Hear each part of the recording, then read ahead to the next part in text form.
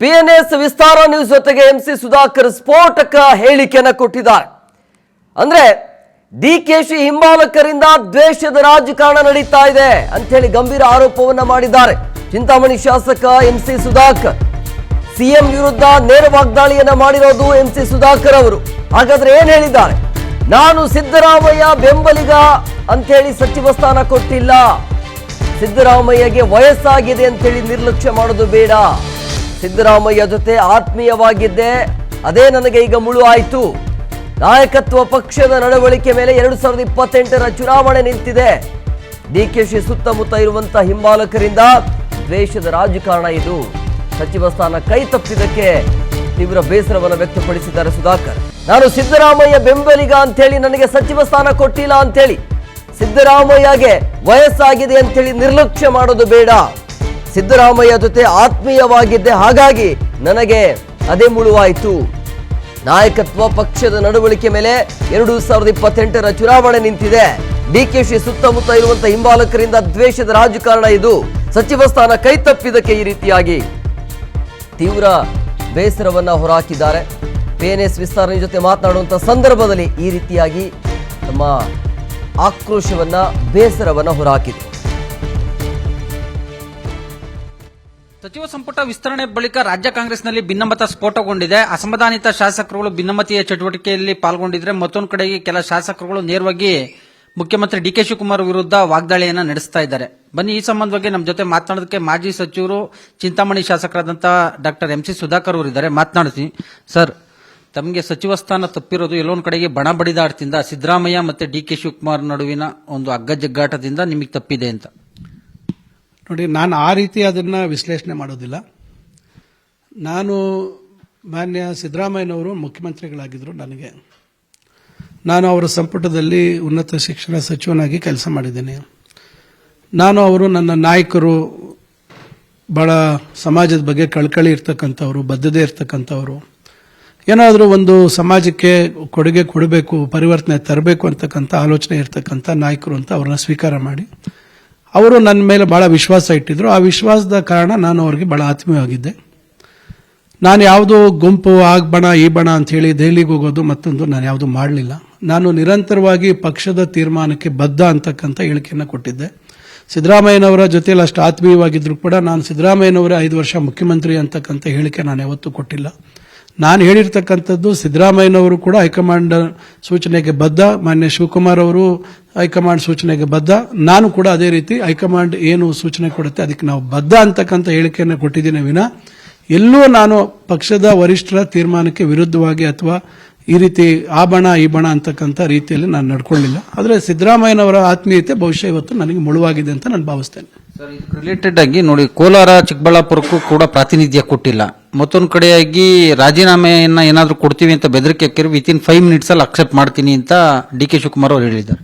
ನೋಡಿ, ರಾಜೀನಾಮೆ ಕೊಡ್ತೀವಿ ಅಂತಕ್ಕಂಥ ಹೇಳಿಕೆ ಅದು ಬಹುಶಃ ಅದು ಒಳ್ಳೆ ರೀತಿಯಾದಂಥ ಆಲೋಚನೆ ಅಲ್ಲ. ಇವತ್ತು ಎಲ್ಲರಿಗೂ ಮಂತ್ರಿ ಮಾಡಲಿಕ್ಕೂ ಆಗೋದಿಲ್ಲ. ಇವತ್ತು 34 ಸ್ಥಾನ ಇದೆ.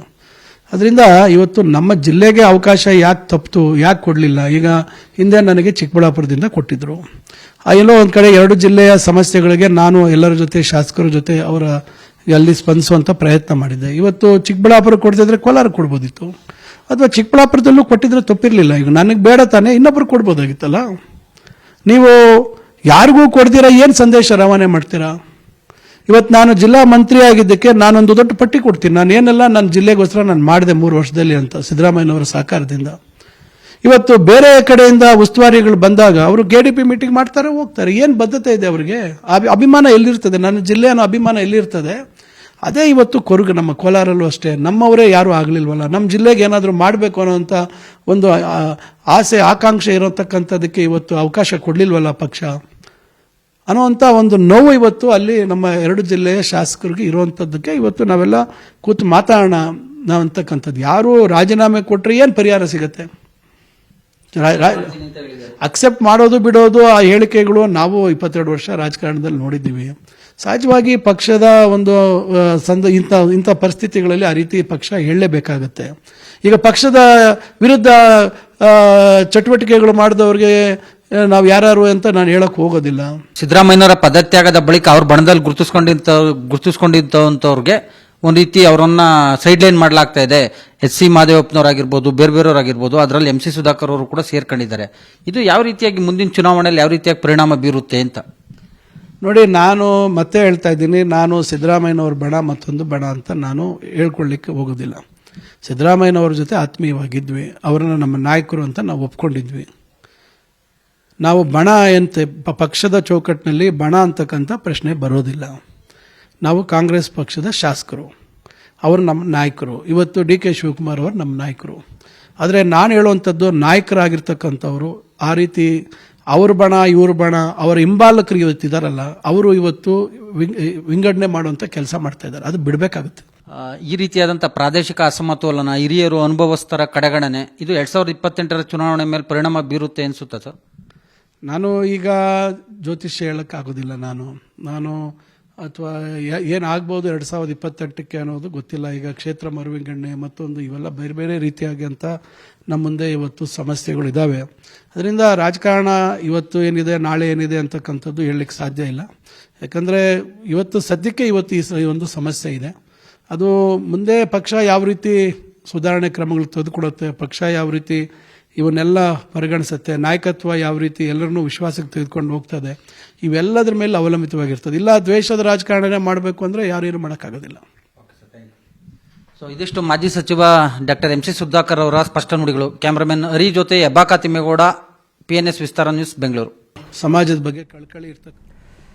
ಈ ಬಗ್ಗೆ ಮತ್ತಷ್ಟು ಮಾಹಿತಿ ನೀಡ್ತಾರೆ ನಮ್ಮ ಪ್ರತಿನಿಧಿ ತಿಮ್ಮೇಗೌಡ, ನೇರ ಸಂಪರ್ಕದಲ್ಲಿದ್ದಾರೆ. ತಿಮ್ಮೇಗೌಡ, ಈಗ ಸಚಿವ ಸಂಪುಟ ಪಟ್ಟಿ ರಿಲೀಸ್ ಆಗ್ತಾ ಇದ್ದಂಗೆ ಆಕ್ರೋಶ ಅಸಮಾಧಾನ ಅಂತೂ ಜಾಸ್ತಿ ಆಗ್ತಾನೆ ಇದೆ. ಕೆಲವೊಂದಿಷ್ಟು ನಾಯಕರು, ಶಾಸಕರಂತೂ ಸಾಮೂಹಿಕವಾಗಿ ರಾಜೀನಾಮೆ ಕೊಡೋದಕ್ಕೆ ಮುಂದಾಗಿದ್ದಾರೆ. ಸೊ ರಾಜೀನಾಮೆ ಕೊಟ್ಟಾದ ನಂತರ ವಾಟ್ ನೆಕ್ಸ್ಟ್ ಅಂತೇಳಿ, ಯಾಕೆ ಈ ಪರಿ ರಾಜೀನಾಮೆ? ಈಗ ಇರೋದು 20 ಸ್ಥಾನ ಇತ್ತು, ಸೊ ಅದೇ ಸ್ಥಾನ ಭರ್ತಿ ಮಾಡಬೇಕಾಗತ್ತೆ. ಬಟ್ ಪೈಪೋಟಿ 50ಕ್ಕಿಂತ ಮೇಲೆ ಇರುವಂಥ ಹಿನ್ನೆಲೆಯಲ್ಲಿ ಸೊ ಅದನ್ನು ಅಳದಿ ತೂಗಿ ಕೊನೆಗೂ ಕೂಡ ಆಯ್ಕೆ ಮಾಡಲಾಗಿದೆ. ಬಟ್ ಯಾಕೆ ಈ ಪರಿ ರಾಜೀನಾಮೆ ನೀಡಬೇಕು ಅನ್ನುವಂಥ ನಿರ್ಧಾರಕ್ಕೆ ಬರೋದು ಯಾಕೆ ಅಂತ?